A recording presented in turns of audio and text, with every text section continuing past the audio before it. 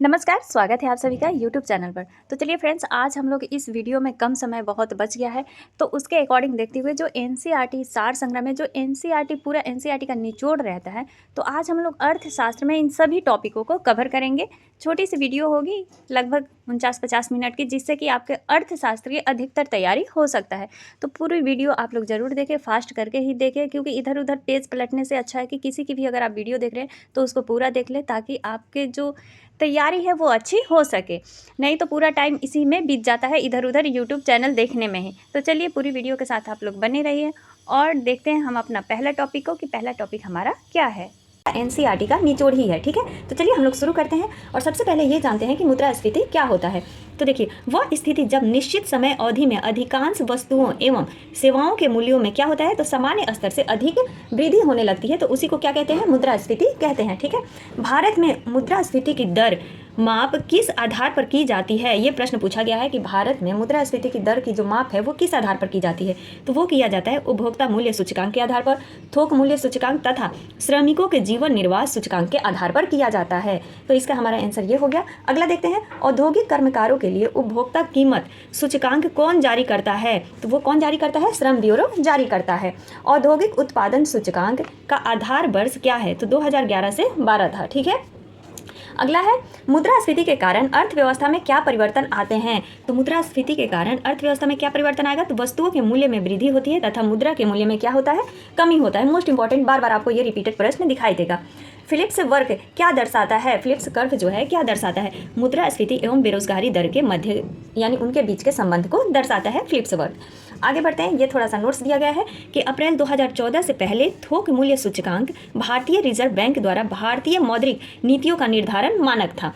उर्जित पटेल समिति की सिफारिश के पश्चात इसे बदल करके क्या कर दिया गया है, तो उपभोक्ता मूल्य सूचकांक कर दिया गया है। तो यहाँ से ये ध्यान रखना है कि थोक मूल्य सूचकांक को बदल करके क्या कर दिया गया है, उपभोक्ता मूल्य सूचकांक कर दिया। और किसके समिति की सिफारिश के आधार पर, तो उर्जित पटेल समिति की सिफारिश के आधार पर। वाणिज्य बैंक सरकार को किस माध्यम से उधार देता है, तो सर्वाधिक तरलता अनुपात के माध्यम से उधार देता है। अगला है, भारत में व्यापारिक बैंकों की देनदारियों में सबसे महत्वपूर्ण अंश किसका होता है, वो होता है सावधि जमाएं यानी फिक्स्ड जो डिपॉजिट होता है उसकी सबसे ज़्यादा अंश होता है। अगला है, यहाँ पर ऐसे ही थोड़ा बहुत दे दिया है, ये 2004-05 का है, तो इसको आप लोग पॉज करके देख लीजिएगा। हम लोग आगे बढ़ते हैं। वह स्थिति जब मुद्रास्फीति एवं मुद्रा संकुचन की अवस्था साथ साथ उपस्थित हो उसे क्या कहेंगे, तो उसे स्क्वायफ्लेशन कहेंगे, स्क्यूफ्लेशन कहेंगे। क्या कहेंगे, स्क्यूफ्लेशन। मुद्रास्फीति एवं मंदी की एक साथ उपस्थिति क्या दर्शाती है, तो गतिहीन स्फीति को दर्शाती है। मुद्रास्फीति और मंदी एक साथ क्या दर्शाएगी, गतिहीन स्फीति दर्शाएगी। ऋण की सीमाओं में परिवर्तन करना साख नियंत्रण की किस रीति का प्रयोग द्वारा संभव है, किस रीति के द्वारा, तो गुणात्मक साख नियंत्रण के द्वारा ये संभव है। अस्फीति के कारण बाजार पर क्या प्रभाव पड़ता है, तो वस्तुओं एवं सेवाओं के सामान्य कीमत स्तर में सतत गिरावट आ जाता है अस्फीति के कारण, डिफ्लेक्शन के कारण। अगला है हमारा, यहाँ पर पॉइंट दिया हुआ है कि भारत सरकार द्वारा प्रत्येक 5 वर्ष में एक बार मुद्रास्फीति लक्ष्य निर्धारित करने का प्रावधान किया गया है। इस लक्ष्य के तहत 5 अगस्त 2016 से 31 मार्च 2021 तक की अवधि के लिए 4% उपभोक्ता लक्ष्य सूचकांक निर्धारित किया गया है, ठीक है, जिसमें प्लस माइनस यानी 2% का अर्थात अधिकतम 6% और न्यूनतम क्या होगा, 2% का उतार चढ़ाव हो सकता है। आगे बढ़ते हैं, अस्थायी मुद्रास्फीति की गणना में शामिल नहीं किया जाता है। तो इसमें कौन सा शामिल नहीं किया जाता है, कोर इन्फ्लेशन में, तो खाद्य पदार्थ तथा ईंधन घटकों को शामिल नहीं किया जाता है। मौद्रिक नीतियों की समीक्षा कितने अंतराल पर की जाती है, तो प्रत्येक 2 माह के अंतराल पर किया जाता है। नगद आरक्षित अनुपात और खुला बाजार कार्रवाई साधन है, किसका है, तो मौद्रिक नीति का साधन है। मौद्रिक नीति का निर्माण भारत में किसके द्वारा किया जाता है, तो भारतीय रिजर्व बैंक के द्वारा किया जाता है, ठीक है। रेपो दर का नियमन कौन करता है, तो भारतीय रिजर्व बैंक करता है। भारतीय रिजर्व बैंक के पास विभिन्न व्यावसायिक बैंकों की कुल जमा एवं आरक्षित राशि का निर्धारित भाग क्या कहलाता है, तो वो कहलाता है नगद आरक्षित अनुपात कहलाता है। अगला है हमारा, जब भारतीय रिजर्व बैंक नगद आरक्षित अनुपात में वृद्धि की घोषणा करता है तो इसका क्या तात्पर्य होता है, तो इसका तात्पर्य यानी अर्थ होता है वाणिज्य बैंकों के पास उधार देने के लिए मुद्रा की कमी होना, ठीक है। राज्य भविष्य निधि के अंतर्गत सरकार जो प्राप्त मुद्रा किस कोष में जमा करती है, जो राज्य भविष्य निधि के अंतर्गत जो सरकार को मुद्रा प्राप्त होता है वो किस कोष में जमा करती है, तो सार्वजनिक लेखा निधि में जमा करती है। भारत में मुद्रास्फीति मापन की सबसे लोकप्रिय माप क्या है, तो उपभोक्ता मूल्य सूचकांक। अगला है, यदि किसी अर्थव्यवस्था में वस्तुएं एवं सेवाओं की मांग की अपेक्षा आपूर्ति अधिक हो जाए तो इनकी कीमतों में गिरावट आती है, जिसे मुद्रा संकुचन कहा जाता है। मोस्ट इंपॉर्टेंट है, इसको आप लोग नोट कर लीजिएगा। ऑपरेशन ट्विस्ट किसके द्वारा प्रारंभ किया गया था? तो रिजर्व बैंक के द्वारा किया गया था। अनुसूचित वाणिज्यिक बैंक किसानों एवं ग्राहकों को इस दर पर ऋण देता है, उसे क्या कहते हैं? तो आधार दर कहते हैं। देखिए फ्रेंड्स, यहाँ पर देखिए उपभोक्ता मूल्य सूचकांक की गणना किस आधार पर की जाती है? तो वस्तुओं एवं सेवाओं दोनों के कीमतों के आधार पर किया जाता है। भारत में कर्मचारियों के महंगाई भत्ते के निर्धारण का आधार क्या है? तो वो है उपभोक्ता कीमत सूचकांक। ठीक है, क्या है? उपभोक्ता कीमत सूचकांक है। उपभोक्ता मूल्य सूचकांक किसके द्वारा संकलित किया जाता है? तो केंद्रीय सांख्यिकी संगठन यानी CSO के द्वारा संगठित किया जाता है। किस समिति की अनुशंसा पर थोक मूल्य सूचकांक का आधार वर्ष 2004-5 से बदलकर 2011-12 किया गया था? तो वो किया गया था सौमित्र चौधरी समिति के अंतराल पर, अनुशंसा पर। आगे बढ़ते हैं। वस्तुओं की थोक कीमत सूचकांक श्रेणी को संशोधित करने हेतु कार्यकारी समूह का अध्यक्ष किसे बनाया गया था? तो अभिजीत सेन को बनाया गया था। नेक्स्ट है हमारा, विदेशी वाणिज्य उधारी को कौन विनिमय करता है? तो भारतीय रिजर्व बैंक करता है। भारतीय रिजर्व बैंक द्वारा बैंक दर कम करने का परिणाम क्या होता है? तो बाजार की तरलता बढ़ जाती है कम करने से। भारतीय रिजर्व बैंक ने आधार दर यानी बेस रेट आधारित ऋण प्रणाली को समाप्त कर 2016 में सीमांत निधि लागत पर आधारित ऋण दर को लागू किया, यानी इसको समाप्त करके सीमांत निधि लागत दर जो है ऋण उसको लागू कर दिया है। आगे बढ़ते हैं हम लोग। भारतीय रिजर्व बैंक के पास विभिन्न व्यावसायिक बैंकों की कुल जमा एवं आरक्षित राशि का निर्धारण भाग क्या कहलाता है? तो वो कहलाता है नगद आरक्षित अनुपात। चलिए आगे बढ़ते हैं। वह दर जिस बैंक को उधार देते हैं क्या कहलाती है? वह दर जिस पर बैंक रिजर्व बैंक को उधार देते हैं, ठीक है, वो क्या कहलाता है? तो रिवर्स रेपो दर कहलाता है। बैंकों को अपने रोकड़ शेष और कुल परिसंपत्ति के मध्य एक निश्चित अनुपात रखना पड़ता है, उसे क्या कहते हैं? तो संवैधानिक तरलता अनुपात कहते हैं। ठीक है। वित्त क्षेत्रक सुधार पर नरसिम्हन समिति ने क्या सुझाव दिया था? ये पूछा जाता है नरसिम्हन समिति के बारे में। तो वो दिया था संविधानिक तरलता अनुपात यानी SLR तथा नगद आरक्षित अनुपात CRR कम करने का। भारतीय रिजर्व बैंक द्वारा CRR में वृद्धि से क्या प्रभाव पड़ता है? तो मौद्रिक तरलता में कमी आ जाती है। मौद्रिक नीति समिति का अध्यक्ष कौन होता है? तो रिजर्व बैंक का गवर्नर होता है। मौद्रिक नीति समिति के 6 सदस्यों में से 3 सदस्य RBI के प्रतिनिधि होते हैं तथा अन्य 3 सदस्यों की नियुक्ति केंद्र सरकार द्वारा किया जाता है। मोस्ट इंपॉर्टेंट पॉइंट हो गया।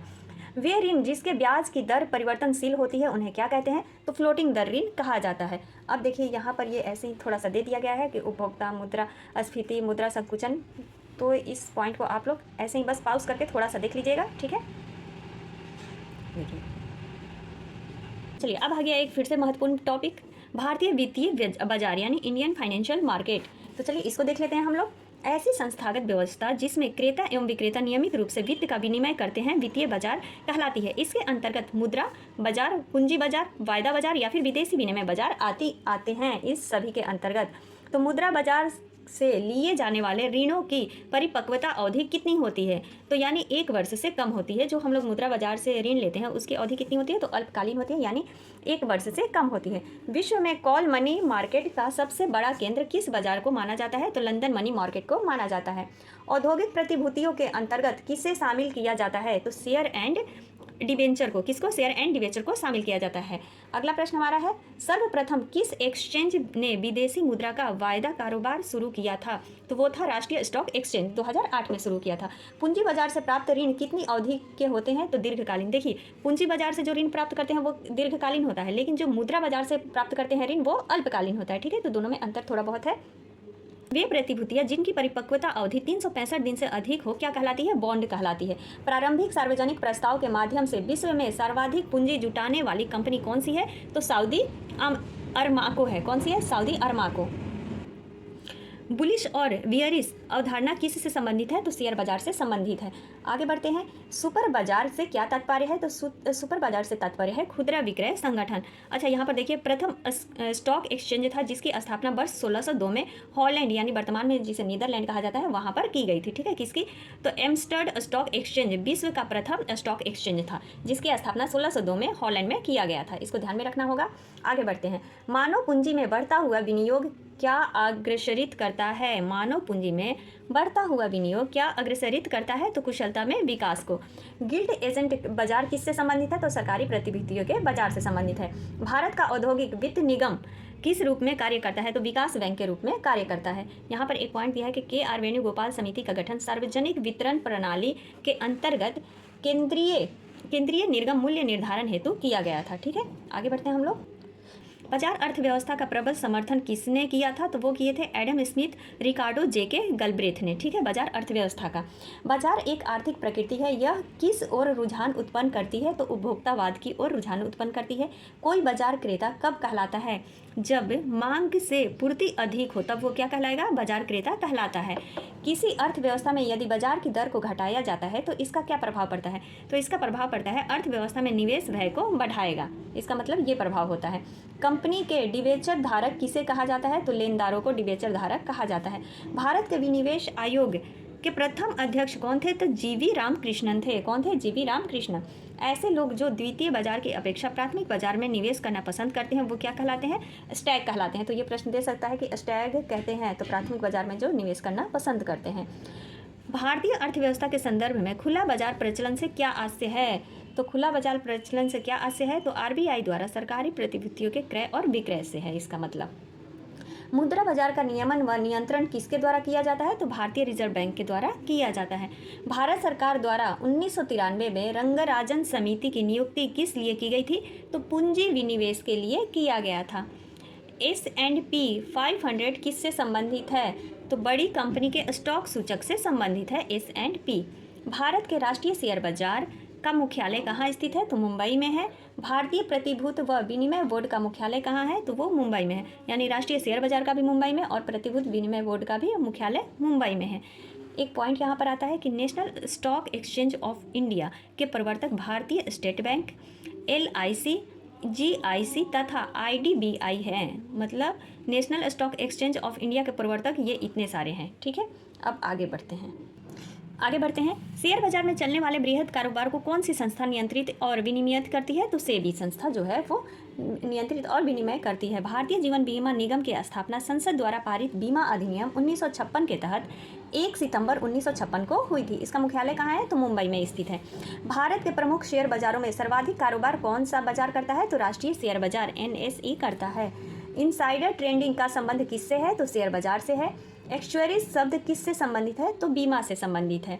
विश्वसनीय प्रतिभूतियों से क्या तात्पर्य है? तो ऐसे शेयर जिन पर लगातार ऊंची दर का लाभ हो। ठीक है, उसको क्या कहते हैं? विश्वसनीय प्रतिभूति कहते हैं। दलाल स्ट्रीट कहाँ स्थित है? तो वो है मुंबई में। आगे, भारत में ट्रेजरी बिल 3 परिपक्वता अवधियों के लिए अर्थात 91 दिन, 182 दिन और 364 दिन के लिए जारी किए जाते हैं। तो देखिए मोस्ट इंपॉर्टेंट हो गया कि ट्रेजरी बिल का अगर दिन पूछ लेता है कितने दिन के लिए जारी किया जाता है, तो ये सारे याद रखने हैं। अंतर्राष्ट्रीय नकदी की समस्या किससे संबंधित है? तो डॉलर और अन्य दुर्लभ मुद्राओं की अनुपलब्धता से संबंधित है। भारत सरकार द्वारा बीमा नियामक और विकास प्राधिकरण की स्थापना कब की गई थी? तो 2000 में किया गया है। किसान क्रेडिट कार्ड योजना कब प्रारंभ की गई? 1998 और 99 में। RN मल्होत्रा समिति किस क्षेत्र से संबंधित है? तो बीमा क्षेत्र से संबंधित है। साख निर्धारण के संबंध में भारत की सबसे पुरानी क्रेडिट रेटिंग संस्था कौन सी है? तो क्रिसिल है। कौन सी है? क्रिसिल है। 1987 में की गई थी।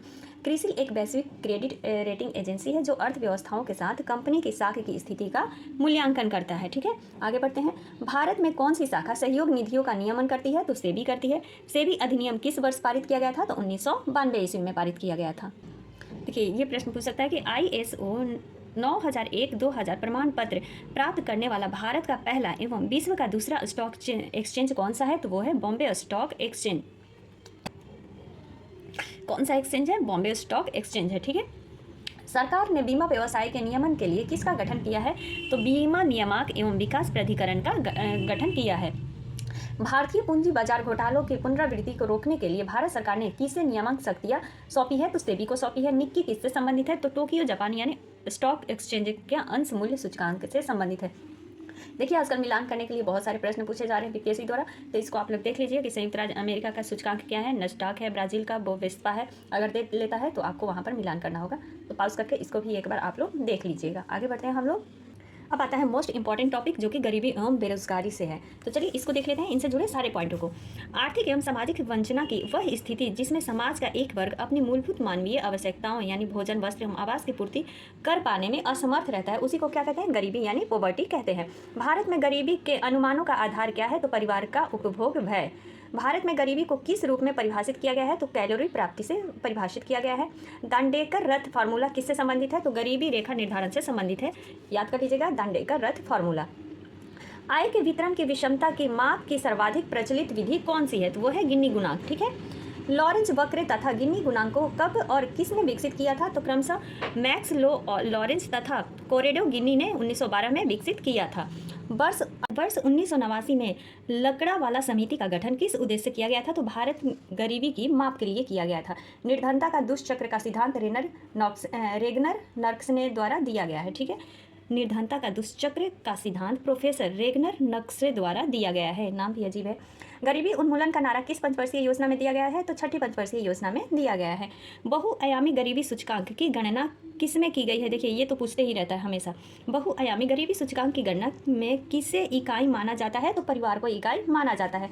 भारत में गरीबी की गहनता की माप के लिए सबसे उपयुक्त मानदंड क्या है? तो बहुआयामी गरीबी सूचकांक।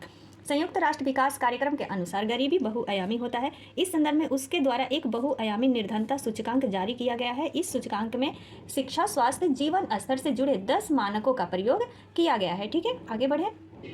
भारतीय समाज में तीव्र सामाजिक परिवर्तन के लिए क्या उत्तरदायी है? तो आधुनिक विज्ञान, प्रौद्योगिकी, सामाजिक नियोजन तथा जनसंख्या वृद्धि उत्तरदायी है।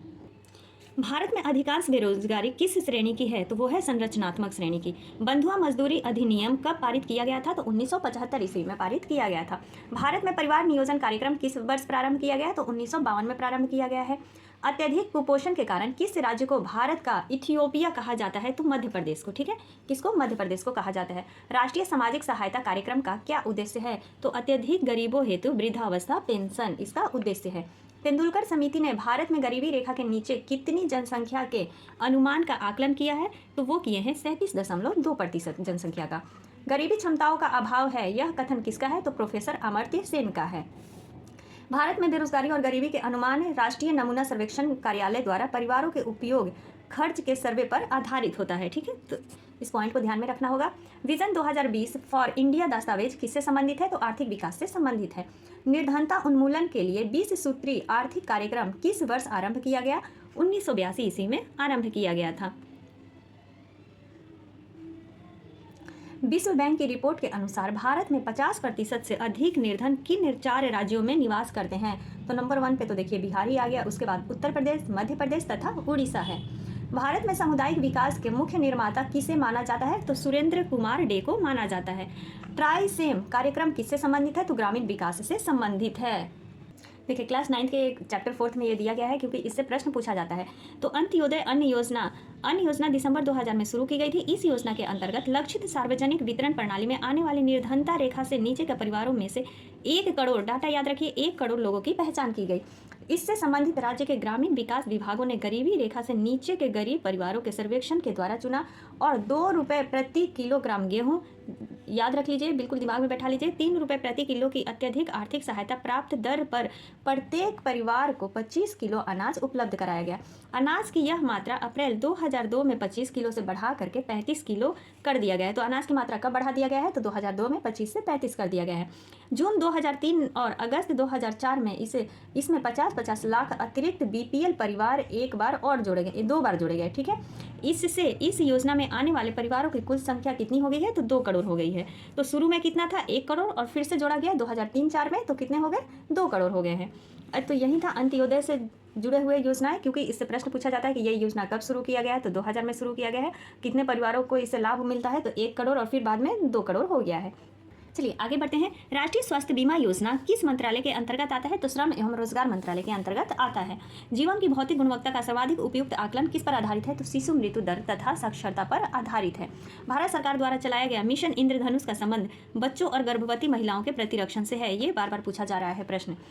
स्वच्छ भारत कार्यक्रम हेतु केंद्र सरकार ने कितने प्रतिशत उपकर लगाया है? तो 0.50%। राष्ट्रीय ग्रामीण स्वास्थ्य मिशन किस पंचवर्षीय योजना में प्रारंभ किया गया था? तो 10वीं पंचवर्षीय योजना में प्रारंभ किया गया था। क्या? राष्ट्रीय ग्रामीण स्वास्थ्य मिशन। प्रथम राष्ट्रीय स्वास्थ्य नीति की घोषणा कब हुई थी? तो 1983 ईस्वी में हुई थी। एड्रागोगी किससे संबंधित है? तो प्रौढ़ शिक्षा से संबंधित है। कौन सा? एड्रागोगी, प्रौढ़ शिक्षा खूब चला था ना, तो प्रौढ़ शिक्षा से संबंधित है। प्रधानमंत्री जनधन योजना का मुख्य उद्देश्य देश में वित्तीय समावेशन को प्रोत्साहित करना होता है। आगे बढ़ते हैं। प्राथमिक शिक्षा के सार्वभौमिकीकरण के लिए सर्व शिक्षा अभियान किस वर्ष प्रारंभ किया गया था? तो 2001 में प्रारंभ किया गया था। ये आपके सारे NCERT चैप्टर में दिए हुए हैं 9th 10th के बुक में। ग्रामीण अवस्थापना विकास कोष किसके द्वारा संचालित किया जाता है? तो नाबार्ड के द्वारा संचालित किया जाता है। जवाहर रोजगार योजना किस पंचवर्षीय योजना में प्रारंभ किया गया था? तो 7वीं पंचवर्षीय योजना में प्रारंभ किया गया था। ठीक है। राष्ट्रीय ग्रामीण स्वास्थ्य मिशन 10वीं पंचवर्षीय योजना में और जवाहर रोजगार योजना 7वीं पंचवर्षीय योजना में शुरू किया गया। विश्व साक्षरता दिवस कब मनाया जाता है? तो 8 सितंबर को मनाया जाता है। राष्ट्रीय ग्रामीण विकास संस्थान कहाँ स्थित है? हैदराबाद में। UIDA योजना के अंतर्गत पहला आधार गांव कौन सा है? तो थेम्बली, महाराष्ट्र का। पहला आधार गांव कौन सा है? थेम्बली है, महाराष्ट्र का। देखिए, ऑपरेशन ब्लैक से भी प्रश्न पूछा जाता है, यहाँ से देख लेते हैं पहले। ग्रामीण विकास से संबंधित महत्वाकांक्षी कार्यक्रम पूरा को सर्वप्रथम डॉक्टर APJ अब्दुल कलाम ने प्रारंभ किया था। किसको? पूरा को। ग्रामीण विकास से संबंधित महत्वाकांक्षी कार्यक्रम पूरा यानी provision of urban amenities to rural areas पूरा को सर्वप्रथम डॉक्टर APJ अब्दुल कलाम ने शुरुआत किया था। भारत सरकार द्वारा संचालित सबके लिए आवास योजना तक पूर्ण करने का लक्ष्य है। कितने वर्ष तक पूर्ण करने का लक्ष्य है? तो 2022 तक। क्या पूरा हो पाया? मध्याह्न भोजन हेतु प्रबंध तथा वित्तीय व्यवस्था किसके द्वारा की जाती है? तो मानव संसाधन विकास मंत्रालय के द्वारा किया जाता है। मध्याह्न भोजन की जो व्यवस्था होती है। भारत में अक्षय पात्र फाउंडेशन का संबंध प्राथमिक विद्यालयों को मध्याह्न भोजन वितरण करने से है। देखिए, अक्षय पात्र फाउंडेशन ध्यान में रखिएगा। संयुक्त राष्ट्र संघ ने किस वर्ष सबके लिए शिक्षा का लक्ष्य निर्धारित किया था? तो 2015 तक निर्धारित किया था सबके लिए शिक्षा का लक्ष्य। ऑपरेशन ब्लैक बोर्ड किससे संबंधित है? तो प्राथमिक शिक्षा से संबंधित है। भारत में शिक्षित बेरोजगारों का सर्वाधिक प्रतिशत किस राज्य में है? तो वो है केरल में। लोकनायक जयप्रकाश नारायण के जन्म दिवस पर कौन सी योजना प्रारंभ की गई थी? तो सांसद आदर्श ग्राम योजना 11 अक्टूबर 2014 को प्रारंभ किया गया था, शुरू किया गया था। आगे बढ़ते हैं। विभेदीकरण ब्याज योजना का उद्देश्य किस उद्देश्य हेतु रियायती ऋण प्रदान करता है? तो गरीबों को खाद्य सुरक्षा हेतु ये क्या करता है? तो ऋण प्रदान करता है। कौन? तो विभेदीकृत ब्याज योजना। विकसित देशों में किस प्रकार की बेरोजगारी पाई जाती है? तो चक्रीय और घर्षण बेरोजगारी पाई जाती है। ये पूछा जाता है कि विकसित देशों में किस प्रकार की बेरोजगारी? तो चक्रीय और घर्षण बेरोजगारी पाई जाती है। हथरकघा क्षेत्र में राजीव गांधी शिल्पी स्वास्थ्य बीमा योजना किस मंत्रालय के द्वारा शुरू किया गया था? तो कपड़ा मंत्रालय के द्वारा शुरू किया गया था। सरकारी स्तर पर परिवार नियोजन कार्यक्रम सर्वप्रथम किस देश ने अपनाया? भारत ने अपनाया। विभिन्न आर्थिक क्षेत्रों में कार्यबल का वितरण यहाँ पर दिया गया है। प्राथमिक क्षेत्र में इतना होता है, द्वितीय क्षेत्र में इतना है, तृतीय क्षेत्र में इतना है। तो ये हमारा था गरीबी और बेरोजगारी से संबंधित कुछ महत्वपूर्ण पॉइंट। आगे बढ़ते हैं। चलिए अब देख लेते हैं कृषि एवं संबंध उससे क्षेत्र, फिर उसके बाद देखेंगे बजट एवं राजकोषीय नीति। सबसे पहले कृषि के बारे में देख लेते हैं। कृषि क्षेत्र भारतीय अर्थव्यवस्था के प्राथमिक क्षेत्र के अंतर्गत आता है। कृषि एवं संबंध क्षेत्र से तात्पर्य खेती, मत्स्य पालन, पशुपालन एवं बागवानी आदि से होता है। कृषि का मतलब भारतीय संविधान में कृषि को किस सूची के अंतर्गत रखा गया है? तो वो रखा गया है राज्य सूची के अंतर्गत। 7वीं अनुसूची में तो तीनों जो शक्तियाँ उनको अलग अलग किया गया ना, राज्य सूची, समवर्ती सूची और संघ सूची। किस में रखा गया है? तो 7वीं अनुसूची में रखा गया है इन तीनों को। केंद्रीय बागवानी संस्थान कहाँ अवस्थित है? तो नागालैंड में अवस्थित है। इसको तो बिल्कुल इग्नोर नहीं कीजिएगा। केंद्रीय बागवानी संस्थान कहाँ है? नागालैंड में है। कृषि मूल्य आयोग की स्थापना किसकी अध्यक्षता में की गई थी? तो वो किया गया था प्रोफेसर ML दंतवाला की अध्यक्षता में। कृषि मूल्य आयोग का नाम परिवर्तन करके कृषि लागत और मूल्य आयोग कब किया गया? तो वो किया गया था 1985 ईस्वी में। कृषि मूल्य आयोग की स्थापना किस वर्ष की गई थी? तो 1965 में किया गया था। कृषि लागत एवं मूल्य आयोग का मुख्यालय कहाँ है? तो नई दिल्ली में है। भारत में एग्रो इकोलॉजिकल जोन्स की कुल संख्या कितनी है? तो वो है 20। ठीक है। भारत के सकल घरेलू उत्पादन में कृषि एवं उससे संबंधित क्षेत्र का कितना प्रतिशत अंश है? तो 17.8% अंश है। भारत में कृषि साख एग्रीकल्चर के अंतर्गत स्रोत का घटता हुआ क्रम क्या है? मतलब कृषि साख के संस्थान स्रोत का घटता हुआ क्रम पूछ रहा है। तो वाणिज्यिक बैंक है, सरकारी बैंक है, फिर उसके बाद आता है क्षेत्रीय ग्रामीण बैंक। अगला है हमारा कृषि लागत एवं मूल्य आयोग द्वारा न्यूनतम समर्थन मूल्य की संस्तुति वर्ष कितनी बार की जाता है? मतलब एक वर्ष में कितनी बार किया जाता है? तो 2 बार किया जाता है। नेक्स्ट आता है राष्ट्रीय स्तर पर कृषि विपणन सहकारिताओं का शीर्ष संगठन कौन सा है? किसका? तो राष्ट्रीय स्तर पर कृषि जो विपणन है, एग्रीकल्चर मार्केटिंग कोऑपरेटिव जो है, उसका संगठन कौन है? तो वो है नेफेड। कौन है? नेफेड है। भारत में कृषि श्रम शक्ति लेबर फोर्स को प्रत्यक्ष रोजगार प्रदान करता है लगभग 60%। आगे है पॉइंट कि बजट 2021-22 में भारत सरकार ने संपूर्ण वित्त वर्ष हेतु कुल कृषि साख वितरण का लक्ष्य 16.5 लाख करोड़ निर्धारित किया है। तो करंट अफेयर से भी प्लेलिस्ट बनी हुई है, उसको आप लोग देख लीजिएगा। राष्ट्रीय कृषि अनुसंधान प्रबंध अकादमी कहाँ स्थित है? तो हैदराबाद में है। राष्ट्रीय खाद्य सुरक्षा मिशन के अंतर्गत क्या क्या आता है? तो चावल, गेहूं, दलहन, मोटे अनाज, वाणिज्यिक फसलें सम्मिलित है। राष्ट्रीय भूमि अभिलेख आधुनिकीकरण कार्यक्रम कब प्रारंभ किया गया था? तो 2008 में किया गया था। 1 हेक्टेयर से कम कृषि भूमि क्या कहलाता है? तो वो कहलाता है सीमांत जोत। क्या कहलाता है? सीमांत जोत कहलाता है। गन्ने की उचित एवं लाभप्रद कीमत को कौन अनुमानित कर सकता है या करता है? तो वो आर्थिक मामलों की जो मंत्रिमंडल समिति होती है वो अनुमानित करती है। भारत में विश्व कृषि संगणना कार्यक्रम के अंतर्गत प्रथम कृषि संगणना वर्ष 1970 में की गई थी। उसके पश्चात 5 वर्ष के अंतराल पर 3 चरणों में कृषि संगणना संपन्न कराई जाती रही है, यानी 3 चरणों में ये कराया जाता है। अगला है हमारा मौसम आधारित फसल बीमा योजना सर्वप्रथम किस राज्य द्वारा लागू किया गया था? तो कर्नाटक के द्वारा लागू किया गया था। राष्ट्रीय प्रतिदर्शन सर्वेक्षण कार्यालय के वर्ष 2019 के आंकड़े के अनुसार ग्रामीण परिवारों में कृषि में विनियोजित परिवारों का प्रतिशत कितना है? देखिए, राष्ट्रीय प्रतिदर्श जो सर्वेक्षण कार्यालय होता है 2019 के आंकड़े के अनुसार पूछ रहा है कि विनियोजित परिवारों का प्रतिशत कितना है? तो वो है 57.8%।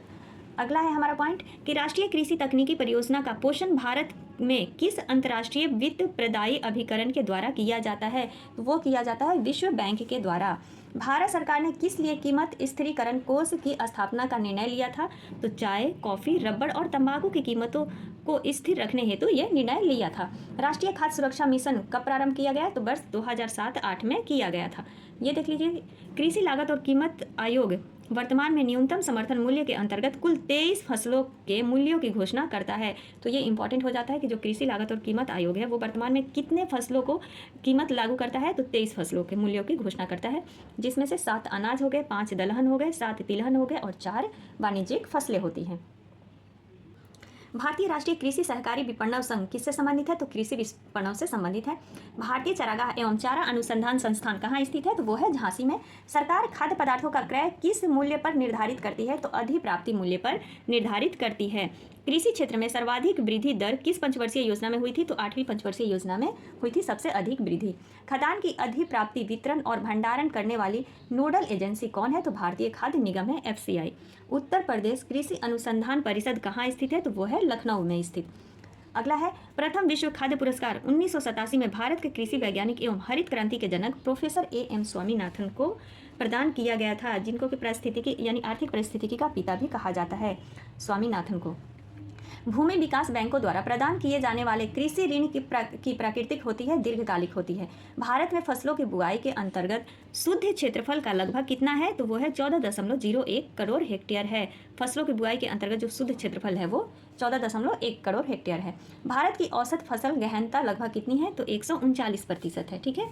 भारत सरकार ने किसानों की आय कब तक दोगुनी करने का लक्ष्य रखा है या रखा था? 2022 तो बीत गया, आगे देख अपडेट हो लीजिएगा कि बढ़ा है या क्या हुआ है। हैंडबुक ऑफ एग्रीकल्चर किसके द्वारा प्रकाशित की गई थी? तो भारतीय कृषि अनुसंधान परिषद के द्वारा प्रकाशित की गई थी।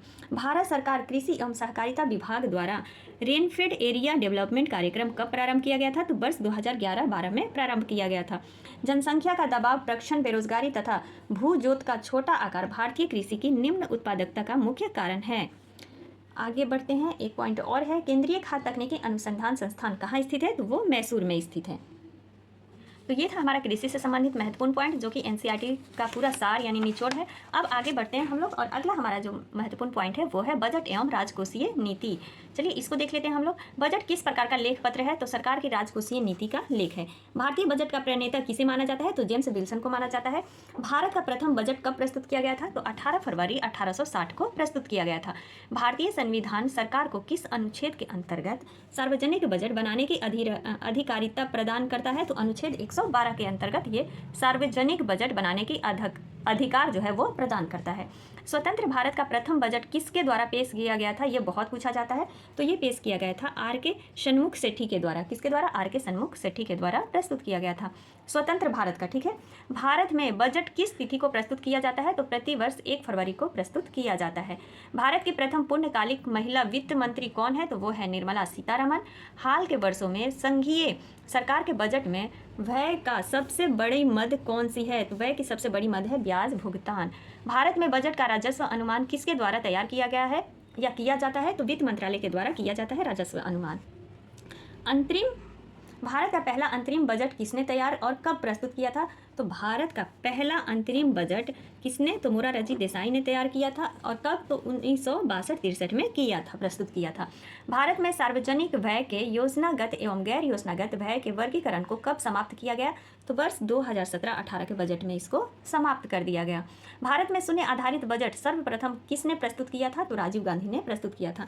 तो ये इंपॉर्टेंट हो जाता है कि शून्य आधारित बजट जो है किसने प्रस्तुत किया, तो राजीव गांधी ने प्रस्तुत किया था। शून्य आधारित बजट का जनक कौन है, तो पीटर ए पायर को माना जाता है। सर्वप्रथम 1973 में अमेरिका के जॉर्जिया प्रांत में जीरो बेस्ड बजटिंग को अपनाया गया था। बाद में इसे अमेरिका के संघीय बजट में भी अपनाया गया। भारत में इसे सर्वप्रथम 1987-88 के आम बजट में लागू किया गया था। तो भारत में अगर पूछ लेता है शून्य आधारित बजट, तो 1987-88 में लागू किया गया था राजीव गांधी के द्वारा। रेल बजट को आम बजट के साथ प्रस्तुत करने की अनुशंसा किस समिति ने की थी, तो वो विवेक देवराय समिति ने किया था। विवेक देवराय समिति, नाम याद रखना होगा। भारत में सर्वाधिक बार बजट पेश करने वाली वित्त मंत्री कौन है, तो मोरारजी देसाई है सबसे अधिक बार बजट पेश करने वाले। निष्पादन बजट की अवधारणा किस देश से ली गई थी, तो संयुक्त राज्य अमेरिका से लिया गया है। ठीक है। भारत में आर्थिक समीक्षा को तैयार करने के लिए कौन उत्तरदायी होता है, वित्त मंत्री उत्तरदायी होता है आर्थिक समीक्षा को तैयार करने के लिए। सरकार की आय, व्यय, ऋण और कारारोपण से संबंधित क्रियाएं राजकोषीय नीति कहलाती हैं। भारत में राजकोषीय नीति को कौन निर्धारित करता है, तो वित्त मंत्रालय करता है और आर्थिक समीक्षा भी वित्त मंत्री करता है। राजकोषीय नीति के 4 मुख्य पक्ष क्या हैं? अच्छा, राजकोषीय नीति के जो 4 मुख्य पक्ष होते हैं वो क्या क्या हैं, तो संसाधनों का आवंटन, आय का वितरण, आर्थिक स्थिरता तथा आर्थिक विकास। भारत सरकार के बजट के कुल घाटे में सबसे अधिक योगदान किसका है, तो राजकोषीय घाटा का है। वर्ष 1920-30 की बृहद मंदी को सुधारने के लिए राजकोषीय नीति के उपाय का उपयोग करने का सुझाव किसने दिया था, तो प्रोफेसर जॉन मेनार्ड किन्स ने दिया था। भारत में दीर्घकालीन राजकोषीय नीति की घोषणा किसके द्वारा की गई थी, तो बीपी सिंह के द्वारा किया गया था। राजकोषीय उत्तरदायी एवं बजट प्रबंधन अधिनियम भारत में किस वर्ष पारित किया गया, तो वर्ष 2003 में पारित किया गया था। क्या, राजकोषीय उत्तरदायित्व एवं बजट प्रबंधन अधिनियम। केंद्र सरकार के बजटों में राजकोषीय घाटे के बड़े भाग की पूर्ति किस मद से की जाती है, तो घरेलू उधारों से की जाती है। राजकोषीय उत्तरदायी एवं बजट प्रबंधन अधिनियम भारत में कब पारित किया गया, तो वर्ष 2003 में पारित किया गया। यदि प्राथमिक घाटे में ब्याज भुगतान को सम्मिलित कर लिया जाए तो वह किसके बराबर होता है, तो वह होता है राजकोषीय घाटा के बराबर। ठीक है। यदि प्राथमिक घाटे में क्या सम्मिलित किया जाए, ब्याज भुगतान को शामिल कर लिया जाए तो। ऐसा व्यय जिसके परिणाम स्वरूप अर्थव्यवस्था में पूंजी या संपत्ति का सृजन नहीं होता है क्या कहलाता है, तो राजस्व व्यय कहलाता है। अगला हमारा पॉइंट आता है कि केंद्र सरकार के बजट घाटों का घटता हुआ सही क्रम क्या है, घटता हुआ। तो सबसे बड़ा क्या हो गया, राजकोषीय घाटा हो गया, उसके बाद आगम घाटा और सबसे कम जो आता है वो है प्रारंभिक घाटा। ठीक है। तो बजट घाटों का घटता हुआ सही क्रम याद कर लीजिएगा। निर्विक योजना का उद्देश्य क्या है, तो उच्चतर निर्यात ऋण वितरण, ये इसका उद्देश्य है। राजकोषीय घाटे में से ब्याज भुगतान घटाने पर प्राप्त प्रतिफल को किस घाटे की संज्ञा दी जाती है, तो प्राथमिक घाटा की संज्ञा दी जाती है। किसी वित्तीय वर्ष में जब कुल राजस्व प्राप्तियां कुल राजस्व व्यय से कम हो तो उसे क्या कहा जाता है, तो राजस्व घाटा कहा जाता है। किसी वित्तीय वर्ष में कुल राजस्व प्राप्तियां कुल राजस्व व्यय से यानी खर्च से कम हो तो उसे राजस्व घाटा कहेंगे। राजस्व घाटे में से पूंजी परिसंपत्तियों के सृजन हेतु अनुदान को घटाने पर क्या प्राप्त होता है, तो प्रभावी राजस्व घाटा प्राप्त होता है। प्रभावी राजस्व घाटा किसके द्वारा प्रस्तुत किया जाता है, तो लोक लेखा समिति के द्वारा, जिसमें कि टोटल 22 सदस्य होते हैं। 15 सदस्य लोकसभा से होते हैं और 7 जो सदस्य होते हैं वो राज्यसभा से संबंधित होते हैं। आगे बढ़ते हैं। संसद में बजट संबंधी प्रक्रिया के विषय में मांग की राशि को घटाकर 1 रुपया करने की नीति कटौती प्रस्ताव कहा जाता है। तो नीति कटौती प्रस्ताव क्या कहा जाता है, तो मांग की राशि को घटा करके 1 रुपया करने को कहा जाता है। भारत में परिणामोन्मुख बजट आउटकम भारत में परिणामोन्मुख बजट यानी आउटकम बजट पहली बार किस वर्ष प्रस्तुत किया गया था, तो 2005 में प्रस्तुत किया गया था आउटकम बजट। वित्तीय वर्ष 1973-74 के लिए पेश किए गए आम बजट को क्या कहा जाता है, ब्लैक बजट कहा जाता है। तो ब्लैक बजट कब का किया गया था, तो वित्तीय वर्ष 1973-74 में किया गया था। शून्य आधारित बजट को किस से नाम से जाना जाता है, तो सूर्यास्त बजट के नाम से जाना जाता है। और ये सबसे पहले किसने प्रस्तुत किया था, तो राजीव गांधी ने प्रस्तुत किया था। जमा बीमा और क्रेडिट गारंटी निगम को जमाकर्ता के लिए जमा राशि बीमा का दायरा बढ़ाकर कितना कर दिया गया है, तो 5 लाख रुपया कर दिया गया है। वित्त मंत्री के किस विधेयक द्वारा नए करों के रोपण वर्तमान कर ढांचे में सुधार या उसी रूप में अनुमोदित करने का प्रस्ताव रखते हैं, तो वित्त विधेयक द्वारा प्रस्ताव ये रखा जाता है। विनिर्माण क्षेत्र में नई कंपनियों के लिए निगम कर की दर को कम करके किस स्तर पर लाने का निर्णय लिया गया है, तो 15% दर पर लाने का निर्णय लिया गया है। किसी वित्तीय वर्ष में बजटीय व्यवहारों से उत्पन्न राजकोषीय घाटे की पूर्ति के लिए आंतरिक एवं बाहरी स्रोतों से प्राप्त किए गए ऋण को क्या कहते हैं? तो सार्वजनिक ऋण कहते हैं। केंद्रीय बजट 2021-22 के अनुसार भारत में कितने टेक्सटाइल पार्क स्थापित करने की घोषणा की गई है? तो 7। याद रखिए, 7 पार्क स्थापित करने की घोषणा की गई है। बजट 2021-22 के अनुसार बीमा कंपनियों स्वीकार्य प्रत्यक्ष विदेशी निवेश की सीमा कितनी निर्धारित की गई है? तो 74% निर्धारित की गई है। भारत आर्थिक समीक्षा 2021 का मूलभूत विषय क्या है? तो सेविंग लाइव्स एंड लाइवलीहुड इसका विषय है। बजट 2021-22 में स्वास्थ्य और कल्याण परिव्यय में वर्ष 2020-21 की तुलना में कितने प्रतिशत की वृद्धि हो गई? तो 137% की वृद्धि हुई है। राजकोषीय नीति का आरंभ किस वर्ष से माना जाता है? तो वो माना जाता है 1936 ईस्वी से। ठीक है। वित्तीय वर्ष 2021-22 में के केंद्रीय बजट में रक्षा बजट का अंश कितना रखा गया है? तो 3.47 लाख करोड़ रखा गया है वित्तीय वर्ष बजट में। जब सरकारी व्यय में वृद्धि के कारण निजी व्यय अथवा निवेश में कमी होती है तो उसे क्या कहते हैं? तो उसे क्राउडिंग आउट प्रभाव कहते हैं। क्या कहेंगे? क्राउडिंग आउट प्रभाव कहेंगे। किस केंद्रीय बजट में प्रभावी राजस्व घाटा पेश किया जाता है? तो 2011-12 के बजट में किया गया था। ठीक है, प्रभावी राजस्व घाटा पेश। राजकोषीय घाटे की अवधारणा को वर्ष 1985 में सुखमैन चक्रवर्ती समिति द्वारा प्रस्तुत किया गया था। किसके द्वारा? तो सुखमैन चक्रवर्ती समिति के द्वारा राजकोषीय घाटे की अवधारणा को। अगला है, राजकोषीय नीति अपना प्रभाव किन उपायों या उपकरणों के प्रयोग से उत्पन्न करती है? तो बजट, कर, सार्वजनिक व्यय तथा ऋण के द्वारा ये प्रयोग करती है। आर्थिक मंदी के दौरान राजकोषीय नीति के अंतर्गत कौन सा उपाय अपनाया जाता है? तो करों में वृद्धि कर दी जाती है, टैक्स में। वर्ष 2021-22 के केंद्रीय बजट में राजकोषीय घाटा किस दर पर स्थित रखा गया? तो 6.8% पर स्थिर रखा गया। भारत में बजट घाटे को पूरा करने की तदर्थ ट्रेजरी बिल प्रणाली को कब समाप्त कर दिया गया? तो 1997 में इसे समाप्त कर दिया गया, ट्रेजरी बिल को। तो ये था हमारा किससे संबंधित? मौद्रिक से संबंधित। तो ये बजट एवं राजकोषीय नीति से संबंधित महत्वपूर्ण पॉइंट है। अब बढ़ते हैं हम लोग आगे। अभी देखिए, यहाँ से प्रश्न पूछा जाता है जो भी योजनाएं हुई हैं। तो ये आपका क्लास 9 का तीसरा चैप्टर है, जिसमें कि बस थोड़ा थोड़ा याद रखना है कि राष्ट्रीय ग्रामीण रोजगार गारंटी जो अधिनियम है 2005 में बनाया गया था। ठीक है, इसको 2005 में सितंबर में इसको पारित किया गया है। ठीक है, देखिए इसमें 15 दिन के अंदर आपको रोजगार उपलब्ध नहीं कराया गया तो क्या मिलेगा? तो राष्ट्रीय काम के बदले अनाज कार्यक्रम भी दिया गया है, जो 2004 में देश के सबसे पिछड़े यानी 150 जिलों में लागू किया गया है। ठीक है, तो यहाँ से ये पॉइंट याद करना है आपको। दूसरा आता है प्रधानमंत्री रोजगार योजना, जो कि ये भी एक योजना है और कब शुरू किया गया? 1993 में इसे शुरू किया गया है। तो इनसे डेट याद रखना है कि कौन सी जो रोजगार योजनाएं हैं उसको शुरू किया गया है, कब किया गया है। तो ये 1993 में किया गया है। आगे बढ़ते हैं। तो आगे जो है ग्रामीण रोजगार जो सृजन योजना है, ये छोटे बड़े शहरों में मतलब सभी के लिए ये प्रस्तुत किया गया और 10वीं पंचवर्षीय योजना में इसमें करीब 25 लाख नए रोजगार के अवसर सृजित करने का लक्ष्य रखा गया था। ठीक है, 10वीं पंचवर्षीय योजना में रखा गया था। स्वर्ण जयंती ग्राम स्वरोजगार योजना कब शुरू किया गया? तो 1999 में शुरू किया गया। यहाँ से एक इसको आप लोग को याद में रखना होगा। आगे बढ़ते हैं। तो आगे आता है प्रधानमंत्री ग्रामोदय योजना, जो कि 2000 में शुरू किया गया है। देखिए, ग्रामीण स्वर्ण जयंती जो स्वरोजगार योजना है 99 में शुरू किया जाता है। फिर ग्रामोदय योजना जो है 2000 में शुरू किया जाता है। और अंत्योदय योजना जो है उसको भी शुरू कब किया गया था? और अंत्योदय योजना भी 2000 में ही शुरू किया गया था। तो इसको तो मैं बता ही चुकी हूँ। तो आई होप कि इतने अगर आप लोग इकोनॉमिक्स के एनसीईआरटी जो सार संग्रह दिया हुआ है अगर कर लेते हैं तो आपका एक भी प्रश्न नहीं छूटने वाला है। अब कर संरचना, इस पॉइंट को भी क्यों छोड़ना है, इसको भी चलिए हम लोग कर ही लेते हैं। तो भारत में आयकर सर्वप्रथम कब लगाया गया था? तो 24 जुलाई 1860 को लागू किया गया था। भारत में प्रत्येक वर्ष 24 जुलाई को आयकर दिवस के रूप में मनाया जाता है। सरकार की आय के 3 सबसे बड़े स्रोत कौन कौन से हैं? तो एक तो हो गया वस्तु एवं सेवा कर 15%, आयकर 14% तथा निगम कर 13%। ये क्या है? तो सरकार की सबसे बड़े स्रोत हैं आय के। सरकारी व्यय को नियंत्रित करने वाला मंत्रालय कौन सा है? तो वित्त मंत्रालय है। कृषि आयकर सबसे पहले कहाँ और कब लगाया गया था? तो बिहार में लगाया गया था वर्ष 1938 में। शराब पर उत्पादन कर किसके द्वारा लगाया जाता है? तो राज्य सरकार के द्वारा लगाया जाता है। संशोधित मूल्य वर्धित का संबंध किससे है? तो उत्पादन कर से है। किसी कर के लगाए जाने के पश्चात इसका वास्तविक भुगतान जिस बिंदु पर होता है वह क्या कहलाती है? तो कराघात कहलाता है। भारत में सबसे पहले मूल्य वर्धित कर लागू करने वाला राज्य कौन सा है? तो वो है हरियाणा। मूल्य वर्धित कर, ठीक है, हरियाणा राज्य है। भारत सरकार के बजट में न्यूनतम वैकल्पिक कर का समावेश कब किया गया था? तो वर्ष 1996 से 97 में किया गया था। देखिए, अगर अनुच्छेद से पूछ लेता है कि संविधान के किस अनुच्छेद के अंतर्गत जीएसटी परिषद के गठन का प्रावधान किया गया है? तो अनुच्छेद 279 के ए के अंतर्गत। ठीक है, इसको ध्यान में रखिएगा। 279 यानी 279 ए के अंतर्गत जीएसटी परिषद के गठन का प्रावधान किया गया है। वित्त आयोग किस प्रकार की संस्था है? तो अर्ध न्यायिक संस्था है। कृषि जोत कर का सुझाव किस समिति ने और कब दिया था? तो ये KN राज्य समिति ने 1972 में दिया था कृषि जोत कर लगाने के लिए।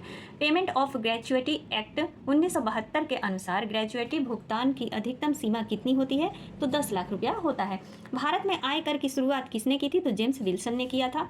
वह कर जो क्रेता के लिए प्रत्यक्ष रूप से वस्तुओं के मूल्यों की वृद्धि नहीं करता है क्या कहलाता है? तो वो कहलाता है आयकर। निगम कर किस पर लगाया जाता है? तो घरेलू एवं विदेशी दोनों कंपनियों पर लगाया जाता है निगम कर।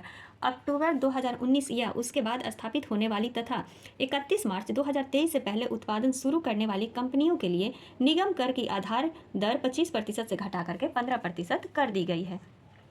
आगे बढ़ते हैं। आयात एवं निर्यात पर लगाए जाने वाले कर को किस नाम से जाना जाता है? तो सीमा कर के नाम से जाना जाता है। आय कर अधिनियम की धारा 88 के अंतर्गत कर छूटों को समाप्त करने की अनुशंसा किस समिति ने की थी? तो केलकर समिति ने किया था। किस धारा के अंतर्गत? 88 के अंतर्गत। भारतीय राष्ट्रीय राज्य मार्ग परिधिकरण के वित्त का प्रमुख स्रोत क्या है? तो उपकर। क्या है? उपकर है। सेवा कर, बिक्री कर, उत्पादन शुल्क तथा सीमा शुल्क किस कर की श्रेणी में आते हैं? तो अप्रत्यक्ष श्रेणी में आते हैं। अप्रत्यक्ष कर है ये, ठीक है। 15वें वित्त आयोग का अध्यक्ष किसे नियुक्त किया गया? तो डॉक्टर NK सिंह को नियुक्त किया गया था। व्यक्तिगत रूप से तथा समाज के लिए हानिकारक वस्तुओं एवं सेवाओं पर लगाया जाने वाला कर क्या कहलाता है? तो सीन टैक्स कहलाता है।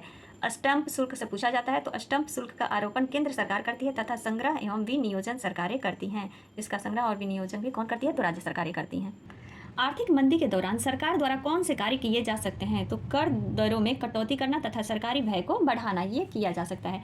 मूल्य वर्धित लागू करने वाला अंतिम राज्य कौन है? तो वो है उत्तर प्रदेश। भारतीय GST मॉडल किस देश के उपभोग वैट मॉडल पर आधारित है? तो GST किस मॉडल पर आधारित है? तो कनाडा पर आधारित है। और किस देश ने सबसे पहले GST लागू किया था? तो फ्रांस ने किया था 1954 में। भारत में वस्तु एवं सेवा कर यानी GST कब से लागू हुआ? तो 1 जुलाई 2017 से लागू हुआ। आगे बढ़ते हैं। देखिए, एक मनी लॉन्ड्रिंग से भी प्रश्न पूछा जाता है कि काले धन को सफ़ेद करने की प्रक्रिया क्या कहलाती है? तो मनी लॉन्ड्रिंग कहलाती है।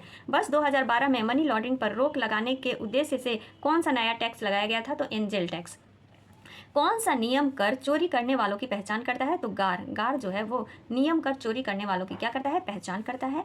लैफर वक्र क्या प्रदर्शित करता है? तो ये करता है कर से राजस्व की प्राप्ति और कर की दर के माध्यम संबंध को, उनके बीच के संबंध को ये प्रस्तुत करता है। कौन? लैफर वक्र। Central board of direct taxes का गठन कब किया गया था? तो 1963 ईस्वी में किया गया था। इष्टतम करारोपण का सिद्धांत किसने प्रतिपादित किया? तो रैमसे ने प्रतिपादित किया था। अनुत्पादक कर किसे कहते हैं? तो अप्रत्यक्ष करों को अनुत्पादित कर भी कहा जाता है। वैट सिद्धांत का प्रतिपादक किसने किया था? तो वो F. सिमेंसन ने किया था 1918 ईस्वी में। आय की वृद्धि के साथ कर की दर में वृद्धि होना किस प्रकार का करारोपण का विशिष्ट गुण है? तो प्रगतिशील करारोपण का विशिष्ट गुण है। समसामयिक कर की श्रेणी में कौन से कर आते हैं? तो उपकर एवं अभिभार दोनों कर आते हैं। भारत में संपदा कर तथा संपत्ति व उपहार कर लगाने का सुझाव सर्वप्रथम किसने दिया था? तो प्रोफेसर केल्डर ने दिया था। किसने? प्रोफेसर केल्डर ने। केलकर समिति किससे संबंधित है? तो प्रत्यक्ष एवं परोक्ष करारोपण के सुधार से संबंधित है केलकर समिति। मोड वैट तथा सेन वैट किससे संबंधित है? तो ये केंद्रीय उत्पादन शुल्क से संबंधित है। राज्य स्तर पर वैट किस कर के स्थान पर लागू हुआ था? तो बिक्री कर के स्थान पर लागू हुआ था। बैंकिंग कैश ट्रांजैक्शन टैक्स और फ्रिज बेनिफिट टैक्स कब प्रारंभ किया गया? तो 2005-6 में इसे प्रारंभ किया गया था। करदाताओं की पहचान हेतु अस्थायी खाता संख्या के स्थान पर करदाता पहचान संख्या प्रारंभ करने की सुझाव समिति किस समिति ने दिया था? यानी अस्थायी खाता संख्या की जगह क्या चाहिए? तो करदाता पहचान संख्या। तो प्रोफेसर राजा चेलिया समिति ने ये सुझाव दिया था। तो ये एग्जाम की दृष्टि से सबसे महत्वपूर्ण जो टॉपिक है वो है मुद्रा एवं बैंकिंग प्रणाली, मनी एंड बैंकिंग सिस्टम। चलिए इसको हम लोग देख लेते हैं फटाफट। कोई भी वस्तु जो सभी प्रकार के आर्थिक व्यवहारों को पूरा करने में तथा भुगतान के माध्यम के रूप में सामान्यतः स्वीकार की जाती है उसे मुद्रा कहते हैं। भारत में सर्वप्रथम कागजी मुद्रा की शुरुआत किस वर्ष हुई थी? तो वो हुई थी 1862 ईस्वी में। किस प्रकार की मुद्रा में बाहरी यानी फेस वैल्यू के साथ आंतरिक मूल्य भी निहित होता है? तो धातु मुद्रा में निहित होता है। विदेशी मुद्रा जिसमें त्वरित प्रवास की प्रवृत्ति होती है क्या कहलाती है? तो गर्म मुद्रा कहलाती है। स्मार्ट मनी या प्लास्टिक मनी शब्द का प्रयोग किसके लिए किया जाता है? तो वो क्रेडिट या डेबिट कार्ड के लिए किया जाता है। और ये बहुत प्रश्न आजकल क्या कहते हैं कीजिए कि बहुत ट्रेंड कर रहा है ये प्रश्न। बिटकॉइंस क्रिप्टो करेंसी का प्रचलन किसने किया? तो सातोशी नाकामोतो ने किया है। ठीक है, भारतीय रुपया वर्ष 1957 तक 16 आने में विभाजित था। इसके पश्चात दार्शनिक मुद्रा प्रणाली अपनाई गई और 1 रुपये को 100 समान पैसों में बांटा गया। आरबीआई द्वारा जारी नोटों में कुल 17 भाषाओं का प्रयोग हुआ है। ये तो पूछा ही जाता है। वह मुद्रा जिसका वास्तविक एवं अंकित मूल्य बराबर हो उसे क्या कहा जाता है? तो प्रमाणिक मुद्रा कहा जाता है। विशेष आहरण अधिकार क्या है उदाहरण इसका? तो कृत्रिम मुद्रा का उदाहरण है। किस प्रकार की मुद्रा का दुर्लभ मुद्रा तात्पर्य है? तो जिस मुद्रा की विश्व बाजार में आपूर्ति की अपेक्षा क्या हो, मांग अधिक हो, वो क्या कहलाती है? दुर्लभ मुद्रा कहलाती है।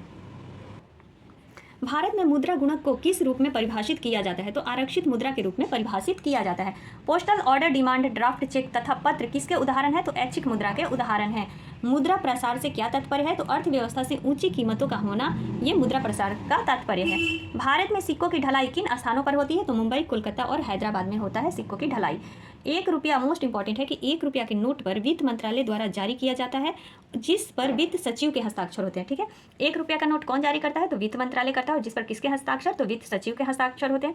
जबकि जो अन्य करेंसी होती है वो आरबीआई द्वारा जारी किया जाता है, जिस पर रिजर्व बैंक ऑफ इंडिया जो है उनके गवर्नर के हस्ताक्षर होते हैं। तो इसको बिल्कुल, ये दोनों अंतरों को आप लोग दिमाग में बैठा लीजिएगा। मुद्रा के स्थैतिक यानी स्टैटिक और गत्यात्मक डायनेमिक कार्यों का विभाजन किसने किया? तो पॉल एंजिंग ने किया है। भारत में मुद्रा एवं साख नियंत्रण किसके द्वारा किया जाता है? तो भारतीय रिजर्व बैंकों के द्वारा किया जाता है। आगे बढ़ते हैं। सर्वप्रथम आधुनिक बैंकिंग का विकास किस देश में हुआ था? तो नीदरलैंड में हुआ था 1609 ईस्वी में। ठीक है, भारतीय रिजर्व बैंक की स्थापना किस वर्ष की गई थी? तो 1 अप्रैल 1935 में की गई थी। भारत में केंद्रीय बैंक की स्थापना का प्रथम प्रयास किस आयोग ने किया था? वो किया था चैम्बरलिन आयोग ने, 1914 में किया था। इंपीरियल बैंक ऑफ इंडिया की स्थापना किस वर्ष की गई? तो वो किया गया था 1921 ईस्वी में। ठीक है, इंपीरियल बैंक ऑफ इंडिया की स्थापना। भारत में विदेशी विनिमय संचय का रख रखाव किसके द्वारा किया जाता है? तो भारतीय रिजर्व बैंक के द्वारा किया जाता है। भारतीय रिजर्व बैंक को कितने मूल्य तक करेंसी नोट छापने का अधिकार है? तो ये देखिए 10,000 तक। भारत के किन क्षेत्रों में ग्रामीण बैंक कार्यरत नहीं है? तो सिक्किम और गोवा में क्षेत्रीय ग्रामीण बैंक कार्यरत नहीं है। भारत के किस व्यावसायिक बैंक ने सबसे पहले चलती फिरती एटीएम यानी मोबाइल एटीएम सेवा की शुरुआत की थी? तो आईसीआईसीआई बैंक ने की थी। लघु एवं माध्यम उद्योगों को ऋण उपलब्ध कराने हेतु किस समिति का गठन किया गया था? तो नायक समिति का गठन किया गया था। भारत में नाबार्ड किन बैंकों को पुनर्वृत्ति उपलब्ध करवाता है? तो अनुसूचित व्यापारिक बैंकों, क्षेत्रीय ग्रामीण बैंक तथा राज्य भूमि विकास बैंकों को उपलब्ध करवाता है। नाबार्ड का मुख्यालय कहाँ स्थित है? तो मुंबई में है। बैंकों की पूंजी पर्याप्तता के मापन के लिए किस अंतर्राष्ट्रीय मानक का प्रयोग किया जाता है? तो बेसल मानक का प्रयोग किया जाता है। वर्ष 1995-96 में स्थापित ग्रामीण अव्यवस्था विकास कोष का लेखा जोखा कौन करता है? तो राष्ट्रीय कृषि एवं ग्रामीण विकास करता है। ठीक है, मोस्ट पॉइंट है कि केरल देश का प्रथम राज्य है, जबकि तमिलनाडु केरल देश का प्रथम राज्य है, जबकि तमिलनाडु का मंगलम देश का प्रथम गांव है, जहां प्रत्येक परिवार को कम से कम एक बैंक खाता सुनिश्चित कराया गया है। तो प्रथम राज्य अगर पूछे तो केरल है, और गांव अगर पूछ लेता है तो मंगलम। ठीक है, देश का तमिलनाडु का ये मंगलम गांव है, जहां पर प्रत्येक परिवार को एक बैंक खाता सुनिश्चित कराया गया है। भारतीय रिजर्व बैंक किन परिसंपत्तियों के बदले में मुद्रा निर्गम करता है? तो स्वर्ण, विदेशी प्रतिभूति तथा भारत सरकार की प्रतिभूति के बदले में ये उपलब्ध करवाता है। क्या? Reserve bank. वर्ष 1920 में प्रथम भूमि विकास बैंक की स्थापना कहाँ की गई थी? तो झागे, पंजाब में किया गया था।